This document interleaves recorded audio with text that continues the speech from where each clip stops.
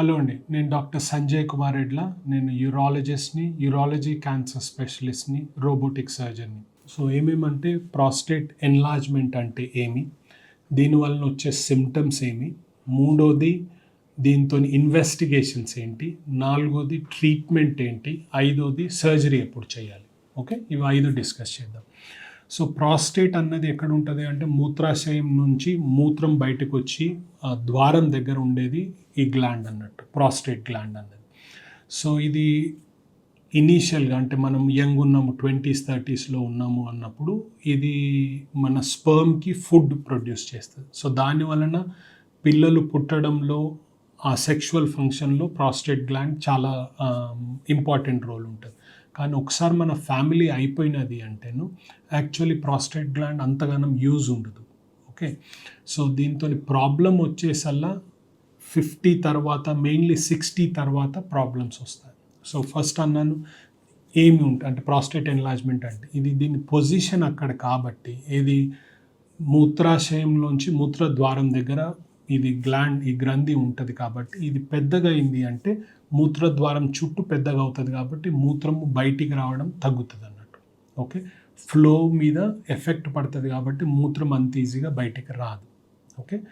So ఎవరిలో పెద్దగా అవుతుంది అంటే మనం ఏజ్ ఎంత పెరుగుతూ వస్తున్నదో అంత ప్రాస్టేట్ గ్లాండ్ పెరుగుతూ ఉంటుంది.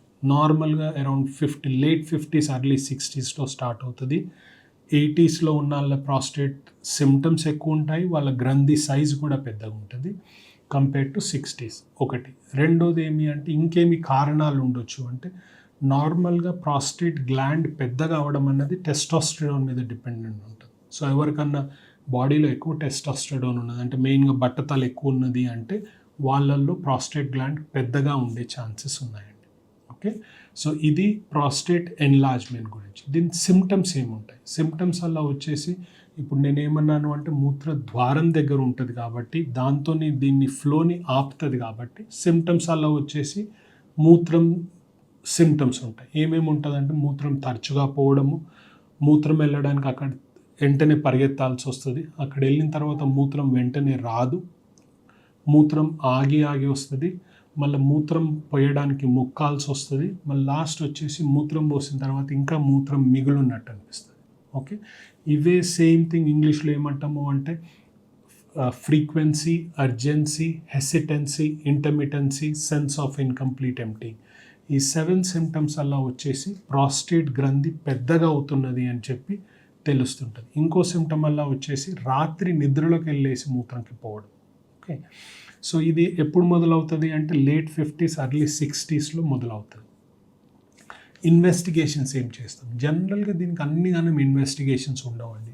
ఒకటేమి అంటే ఎవరైనా స్పెషలిస్ట్ దగ్గరికి వెళ్ళినప్పుడు వాళ్ళు మీ ప్రాస్టేట్ని ఎగ్జామిన్ చేస్తారు, వెనకల భాగం నుంచి ఎలా ఉంది అని చూస్తారు. ఒకటి.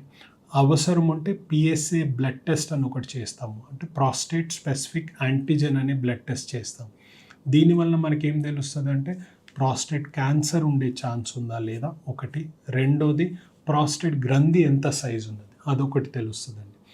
మూడో ఇన్వెస్టిగేషన్ అలా వచ్చేసి అల్ట్రాసౌండ్ స్కాన్ అండ్ యూరోఫ్లోమెట్రీ అంటాం. యూరోఫ్లోమెట్రీ అంటే మీరు ఫుల్ బ్లాడర్లో ఉన్నప్పుడు వెళ్ళి మూత్రం పోస్తారు. ఆ మెషిన్ ఏం చెప్తుంది అంటే ఎంత ఫాస్ట్గా మూత్రం పోస్తున్నారు, ఎంతగానో మూత్రం పోస్తున్నారు అని చెప్తుంది. దాని తర్వాత అల్ట్రాసౌండ్ స్కాన్ చేస్తాం. దాంట్లో ఏం చెప్తుంది అంటే మీ కిడ్నీస్ బాగున్నాయా లేదా, మీ బ్లాడర్ ఎలా ఉంది, బ్లాడర్ వాల్ ఎలా ఉంది, మోస్ట్ ఇంపార్టెంట్ ఏమంటే మీ మూత్రం పోసిన తర్వాత ఎంతగానో మూత్రం మిగిలి ఉంటుంది. ఓకే. సో 3 అసెస్మెంట్స్ అయినాయి. ఒక అసెస్మెంట్ వచ్చేసి మీ సిమ్టమ్స్, రెండో అసెస్మెంట్ వచ్చేసి ఫిజికల్ ఎగ్జామినేషన్, మూడో అసెస్మెంట్ వచ్చేసి యూరోఫ్లోమెట్రీ అండ్ అల్ట్రాసౌండ్ స్కాన్. ఈ 3 కాంబినేషన్తో మేమేం చేస్తామంటే ఒక పేషెంట్కి ఎలా ఉంది, మైల్డ్ సిమ్టమ్స్ ఉన్నాయా, మోడరేట్ అంటే మధ్యలో సిమ్టమ్స్ ఉన్నాయా, సివియర్ సిమ్టమ్స్ ఉన్నాయా. ఎవరికన్నా మైల్డ్ సిమ్టమ్స్ ఉన్నాయనుకోండి, ఏమి రాత్రి 2 సార్లు లేస్తున్నానండి మూత్రంకి, అప్పుడప్పుడు కొద్దిగా మూత్రం పోయడానికి కష్టమవుతుందండి అంటే వాళ్ళకి జనరల్గా మేము మెడిసిన్ ఏమి ఇవ్వము. ఏమని చెప్తాము అంటే ఈవినింగ్ 7 తర్వాత నీళ్ళు ఎక్కువ తాగకండి. ఓకే. టీ, కాఫీ ఇవి కొద్దిగా తగ్గించండి, మెయిన్లీ స్పైసీ ఫుడ్ కొద్దిగా తగ్గించండి, దాంతో కొద్దిగా సిమ్టమ్స్ బెటర్ అవుతాయండి. అలా కాకుండా ఎవరికైనా ఇంకొద్దిగా సిమ్టమ్స్ ఎక్కువ ఉన్నాయి, మూత్రం పోయడంలో కష్టం అవుతుంది అంటే వాళ్ళకి మందులు ఇస్తాం. ఈ మందులు 2 రకాలు. ఒక మందు వచ్చేసి ఆల్ఫా బ్లాకర్స్ అంటాం. ఆల్ఫా బ్లాకర్స్ అంటే ప్రాస్టేట్లో ఏదైతే కండరం ఉంటుందో దాన్ని మనం రిలాక్స్ చేసినామంటే మూత్రము బెటర్ వస్తుంది. ఓకే, సో ఆల్ఫా బ్లాకర్స్ 3-4 జనరేషన్లు ఉన్నాయి. ప్రతి ఒక్క డాక్టర్కి ఒక ఫేవరెట్ మందు ఉంటుంది, అది ఇస్తామన్నట్టు. ఇది జనరల్గా రాత్రి పడుకునేప్పుడు వేసుకుంటారు. దీంతో ఆల్మోస్ట్ 9/10 సిమ్టమ్ రిలీఫ్ ఉంటుంది. అంటే మూత్రం పోసేది కొద్దిగా ఈజీగా అవుతుంది, మూత్రం ఎన్నిసార్లు వెళ్తున్నారు అది కొద్దిగా ఇంప్రూవ్మెంట్ ఉంటుంది, రాత్రి ఎన్నిసార్లు వేస్తున్నారు అది కూడా కొద్దిగా ఇంప్రూవ్మెంట్ ఉంటుంది. ఇది ఆల్ఫా బ్లాకర్స్ అంటాం. రెండో మెడికేషన్ అలా వచ్చేసి ఎవరికైనా ప్రాస్టేట్ పెద్దగా ఉంది అంటే 5-ఆల్ఫా రిడక్టేస్ ఇన్హిబిటర్ అంటాం. ఏమి అంటే ఇది టెస్టోస్టెరాన్, ఒక టైప్ ఆఫ్ టెస్టోస్టెరాన్ నుండి ఇంకో టైప్ ఆఫ్ టెస్టోస్టెరాన్ కన్వర్షన్ కాకుండా ఆపుతుంది. దాని వలన ప్రాస్టేట్ గ్రంథి అనేది చిన్నగా అవుతుంది. ఈ మందు పనిచేయడానికి ఆల్మోస్ట్ 6 నెలలు పడుతుంది అన్నట్టు. సో అందుకోసము ఫస్ట్ ఆల్ఫా బ్లాకర్స్ ఇస్తాము, దానికి తోడు ఈ 5-ఆల్ఫా రిడక్టేస్ ఇన్హిబిటర్స్, ఫినస్టెరాయిడ్, డ్యూటాస్టెరాయిడ్ అని 2 మాలిక్యూల్స్ ఉన్నాయి. ఈ మందు ఇస్తే ఏమవుతుంది అంటే లాంగ్ టర్మ్లో ప్రాస్టేట్ సైజ్ అన్నది చిన్నగా అవుతుంది, దాంతో మూత్రం బెటర్ వస్తుంది అన్నట్టు. ఓకే, ఇవి 2 మందులు అన్నట్టు.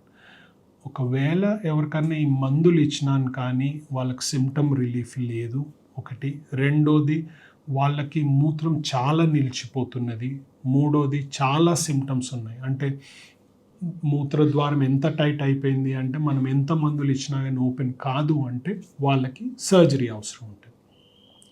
ఫస్ట్ ఎవరైనా స్పెషలిస్ట్ని చూసినప్పుడు జనరల్గా సర్జరీ అడ్వైస్ చేయము. అంటే కొన్ని వార్నింగ్ సైన్స్ ఉంటాయి, ఏమి కిడ్నీలు కూడా ఎఫెక్ట్ పడ్డాయి, మూత్రాశయం ఆల్మోస్ట్ 300-400 ml మూత్రం మిగిలిపోతున్నది అంటే అటువంటి పరిస్థితుల్లో సర్జరీ అడ్వైస్ చేస్తాము.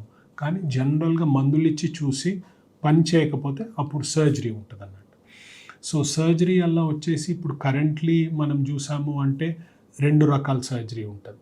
ఓకే, ఒకటల్లా వచ్చేసి లేజర్ సర్జరీ, ఇంకోటల్లా వచ్చేసి డయాథర్మీ సర్జరీ అనొచ్చు. డయాథర్మీ సర్జరీ అంటే ఒక ఎలక్ట్రిక్ హాట్ వైర్ తీసుకొని ఈ టనలింగ్, ప్రాస్టేట్ మొత్తం తీయము, ప్రాస్టేట్లోకి వెళ్ళి టనల్ చేసి మూత్రద్వారం అనేది పెద్దగా చేస్తాం. ఇది మనం లేజర్తో చేస్తామా డయాథర్మీతో చేస్తామా అంటే సర్జన్ మీకు ఏం ఆప్షన్ ఇస్తే దాంతో చేయొచ్చు. లాంగ్ టర్మ్ డేటా ఏంటంటే అన్నీ కూడా సేమ్. ఓకే, లేజర్తో చేసినా సేమే, డయాథర్మీ బైపోలార్ డయాథర్మీతో చేసినా సేమే.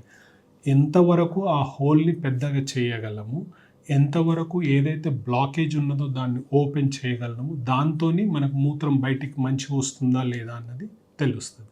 ఓకే, ఇప్పుడు ఇవాళ ఏం చేసినామంటే ప్రాస్టేట్ ఎన్లార్జ్మెంట్ అంటే ఏమి, దాని సిమ్టమ్స్ ఏంది, ఇన్వెస్టిగేషన్స్ ఏంటి, ట్రీట్మెంట్ ఏంటి, మందులు ఎవరికి ఇస్తాము, సర్జరీ ఎవరికి చేస్తాము, మళ్ళీ సర్జరీ చేస్తే ఎటువంటి సర్జరీ చేయించుకోవచ్చు, ఇది ఇవాళ మనము ప్రాస్టేట్ ఎన్లార్జ్మెంట్ గురించి వివరంగా మాట్లాడమండి. Thank you.